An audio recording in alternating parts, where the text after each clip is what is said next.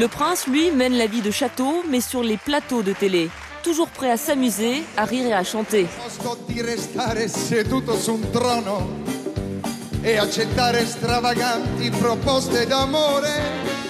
S'envoyer en l'air, faire valser les filles, le descendant de la couronne d'Italie est devenu un saltimbanque prêt à se ridiculiser pour retrouver l'amour des Italiens.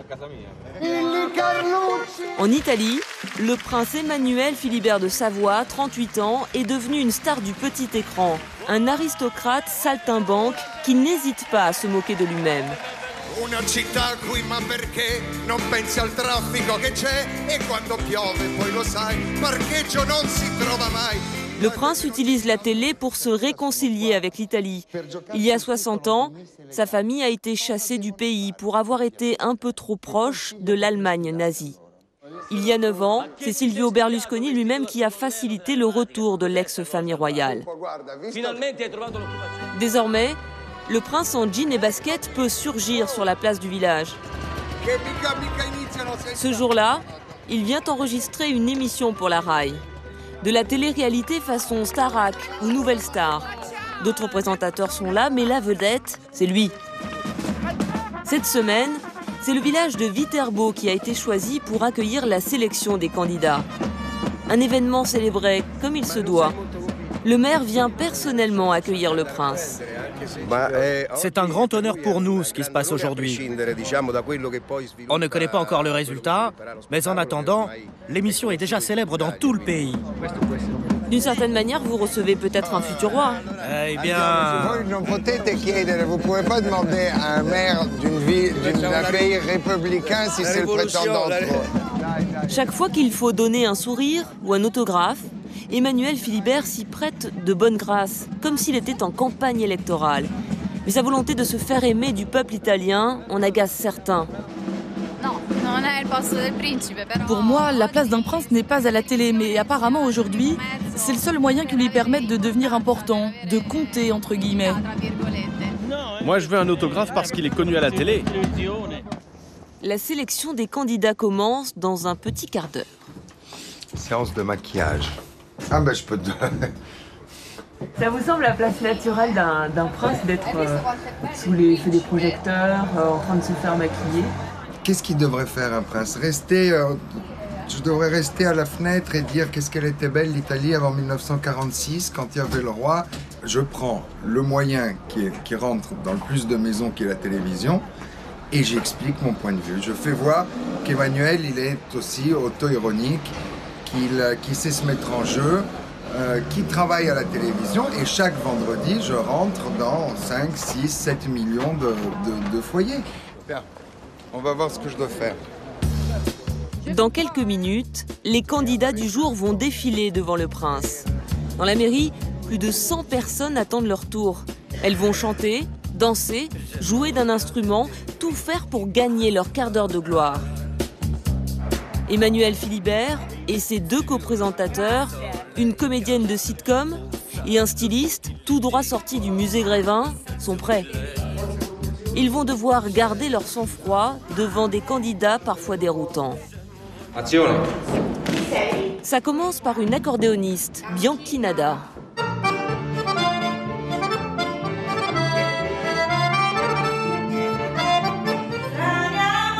Puis vient une chanteuse qui s'attaque au répertoire de Laura Pausini. C'è Laura Pausini al telefono che vorrebbe il numero del suo avvocato per mettersi vuole. Oh, bravo. Suivent encore le groupe de danse du village, Bacciato, et enfin, l'OVNI. Une chrysalide qui ondule et se découvre devant un prince subjugué.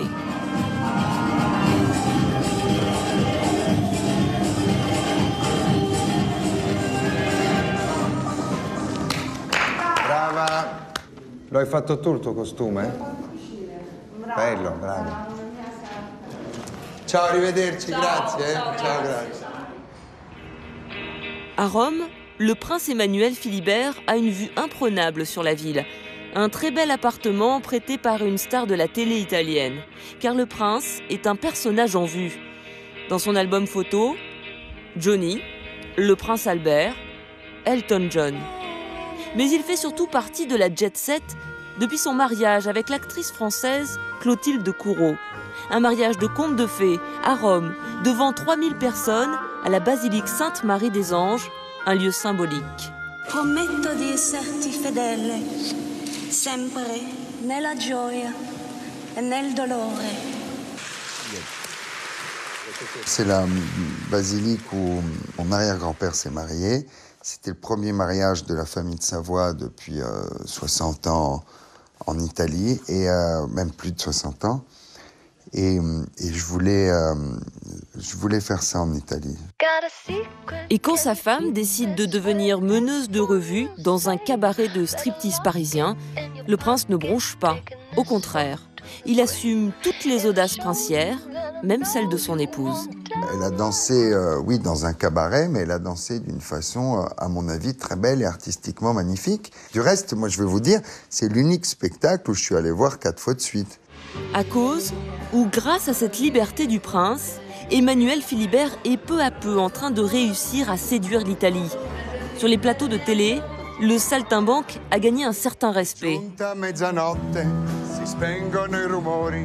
C'est la répétition générale de l'émission. Emmanuel partage la scène avec Pupo, un vieux routard de la télé italienne. Je pense qu'il a un grand futur dans l'ambiance de spectacle. Se faire une place en Italie, le pari était loin d'être gagné.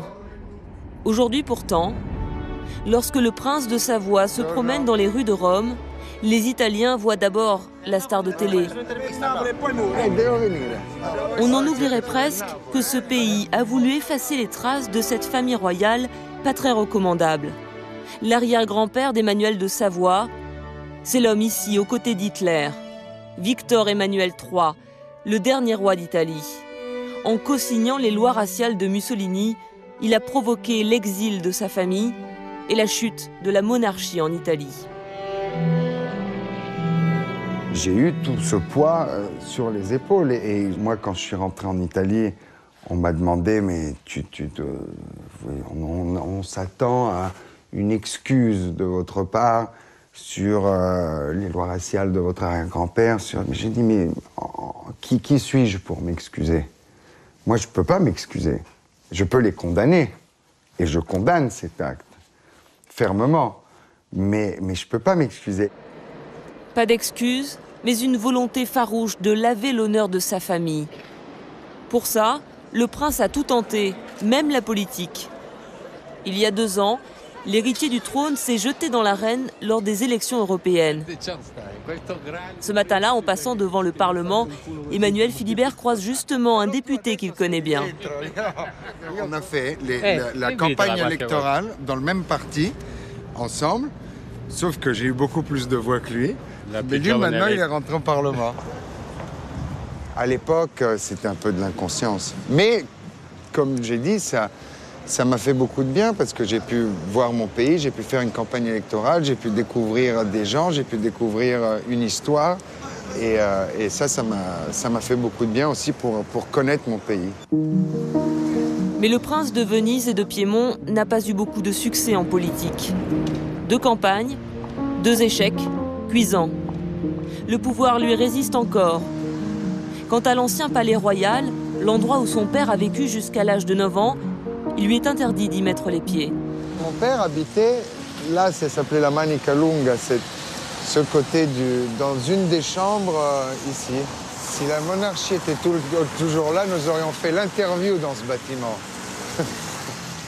Malheureusement, la monarchie n'est plus là. On est en train de se tremper. Il y a qui est très confortable dedans, ben voilà. Les rôles tournent, la roue tourne, la vie change. C'est pas pour ça qu'on n'est pas heureux et qu'on fait pas en rigolant. Ce soir, l'aristo jet-setter ne dormira pas dans les appartements royaux. Mais il sera en direct chez 6 millions d'Italiens. Et pour lui, c'est déjà ça. Emmanuel de Savoie, oui. quand Il n'est même... pas un aristo, c'est un prince, il faut préciser, et qui... oui, il destin. est de roi de l'audimat, mais c'est difficile de grimper au pouvoir. Mais j'essaie de me mettre à sa place. Voilà un garçon, il y a eu la loi d'exil, évidemment, après la chute du roi Umberto II, qu'on appelait le roi de mai, puisqu'il a régné un seul mois en 1946, et qui a été chassé. Et c'est vrai qu'on a effacé tous les souvenirs de la maison de Savoie. Et donc lui... Son pays lui était interdit. Il a voulu, en quelque sorte, y retourner, le reconquérir. Et il s'est dit, au fond, le meilleur moyen aujourd'hui, c'est par les médias, c'est la télévision. Mais la télé-réalité, c'est un...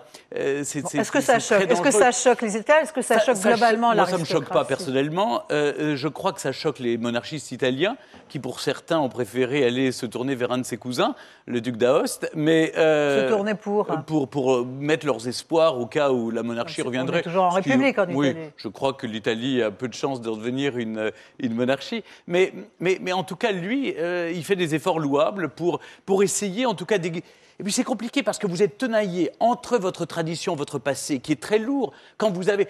L'histoire de la maison de Savoie est quand même pluriséculaire. Un ancêtre héroïque qui a unifié l'Italie. Ils ont fait l'unité italienne. Et puis de l'autre côté, vous avez besoin de vie, vous avez besoin de gagner votre vie, parce que, pardon, mais un titre de prince, ça ne vous rapporte rien. Alors il monnaie évidemment ses prestations télé. C'est difficile parce que dans le regard des autres, vous êtes obligé de conjuguer au présent le passé, mais pour vous, pour votre famille, pour élever des enfants, vous êtes obligé de gagner votre vie. Alors attendez, un mot sur cette nouvelle génération décomplexée d'aristos, où l'argent n'est plus tabou. Ah oui, c'est vrai que l'argent était un tabou. On parlait ni sexe, ni argent, ni religion, ni politique dans les familles aristocratiques. Aujourd'hui, évidemment, ils font des affaires.